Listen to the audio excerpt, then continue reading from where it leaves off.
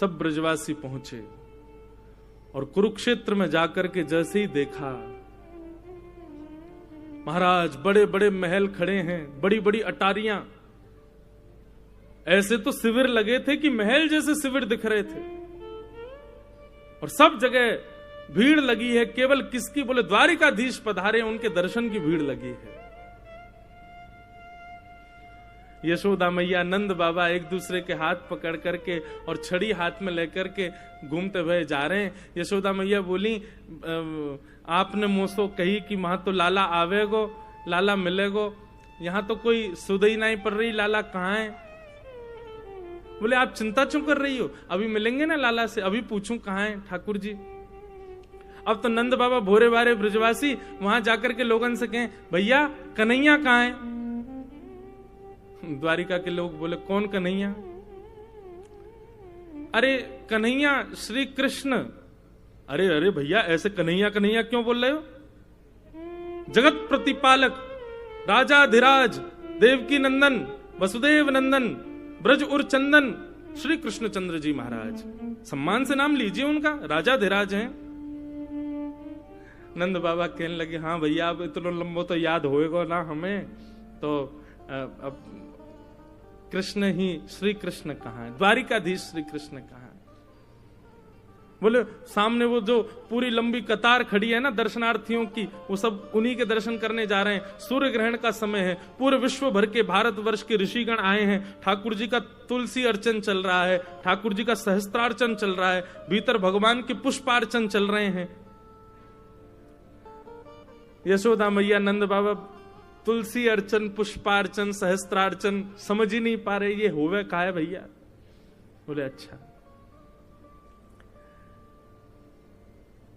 भीड़ लगी है चारों तरफ ठाकुर जी के दर्शन की, और वही भीड़ में श्री नंद यशोदा पहुंचे। द्वारपालन से जाके कहें, भैया कन्हैया यहीं भीतर ही बैठो है? बोले श्री कृष्ण कन्हैया? बोले जी जी जी, हाँ वो द्वारिकाधीश जी यहीं विराज रहे हैं, हमें वाको दर्शन करने में मिल सके। द्वारपाल ने पूछी, आपको परिचय? बोले भैया हम ब्रज से पधारे हैं, हम नंद बाबा हैं जी, यशोदा मैया है। 11 वर्ष 56 दिन ठाकुर जी हमारे पास ही रहे ब्रज में, बहुत दिन है गए, 100 वर्ष है गए, तो आज उनके दर्शन करवे आए। जैसे सुने नंद यशोदा, द्वारपाल के नेत्र सजल हो गए, दंडवत हो गए चरणों में। बोले भगवान आप श्री नंद बाबा हैं, आप श्री यशोदा मैया हैं? बोले जी। बोले भगवान मैं आपको कहा बताऊं, वर्णन को विषय नहीं है, लेकिन हमारी द्वारिका में ठाकुर जी भले ही वसुदेव जी के पुत्र हैं, भले ही यशोदा मैया के, भले ही देवकी मैया के पुत्र हैं, पर आज भी हमारी द्वारिका में जन्माष्टमी में पूरा द्वारिका गावे, नंद घर आनंद भयो जय कन्हैया लाल की, यशोदा के लाला भयो जय कन्हैया लाल। अरे कहां तक कहें, स्वयं देवकी वसुदेव भी यही कीर्तन को गावे कि नंद घर आनंद भयो। आज नंद बाबा के दर्शन है रहे, चरण पकड़ लिए, चरणन की धूल अपने माथे से लगाने लगे। आप भीतर पधारो, 4-5 सैनिक लगा दिए, बोले इनको लेके भीतर आओ। भीड़ बड़ी लगी है महाराज, ठाकुर जी की अर्चना चल रही है, ठाकुर जी सिंहासन पर बैठे हैं, संत महापुरुष कोई तुलसी अर्चना कर रहे हो, कोई पुष्प अर्चना कर रहे हैं, ठाकुर जी बैठ करके प्रेम से अपनी अर्चना करवा रहे हैं।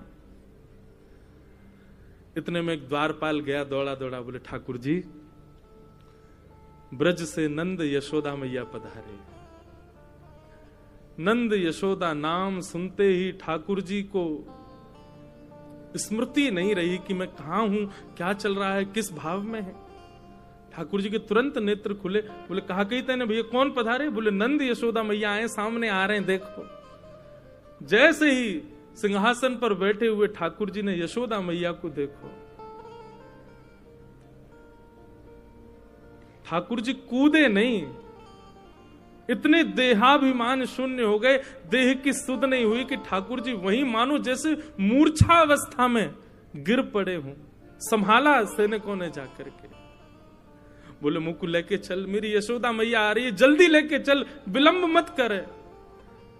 ठाकुर जी को लेकर के आए। यशोदा मैया के नेत्रों की ज्योति अभी उतनी है नहीं, रो रो करके कृष्ण के स्मरण में यशोदा मैया के नेत्रों की ज्योति चली गई है।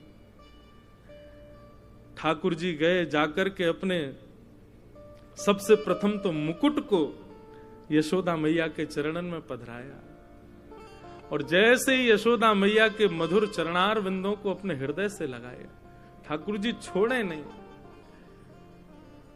समस्त पटरानियां खड़ी हैं, बड़े बड़े ऋषि महापुरुष खड़े हैं,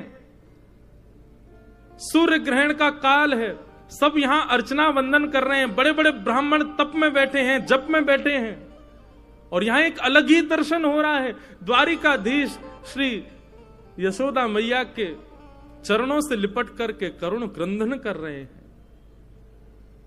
यशोदा मैया ने नीचे झुक करके लाला को उठायो, हृदय से लगायो, कभी लाला के नेत्रन को स्पर्श करें, कभी कान को स्पर्श करें, कभी नासिका को स्पर्श करें, मुख को स्पर्श करें, और स्पर्श करके मैया कह रही, लाला तू तो बड़ो ही ना भयो, तू तो बिल्कुल नेक्सो सोई है।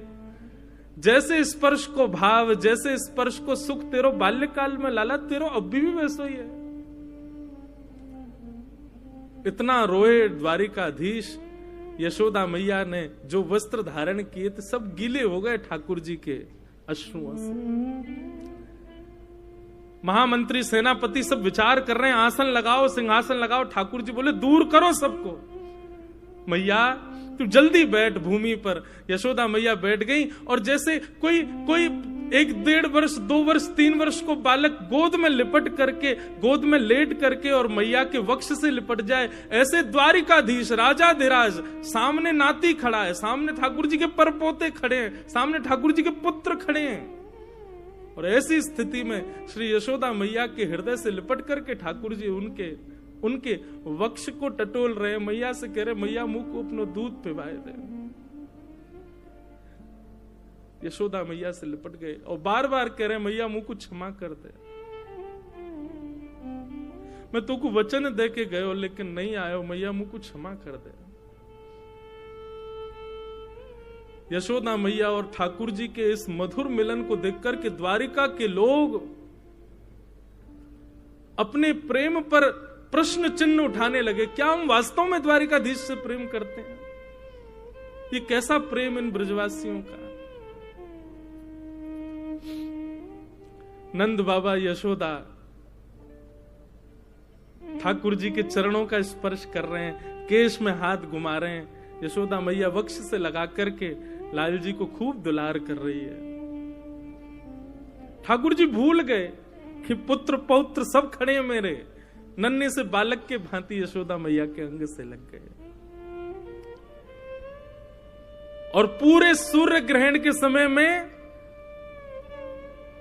यही अनुष्ठान चला, प्रेम का अनुष्ठान, ब्रज द्वारिका मिलन के प्रेम का अनुष्ठान।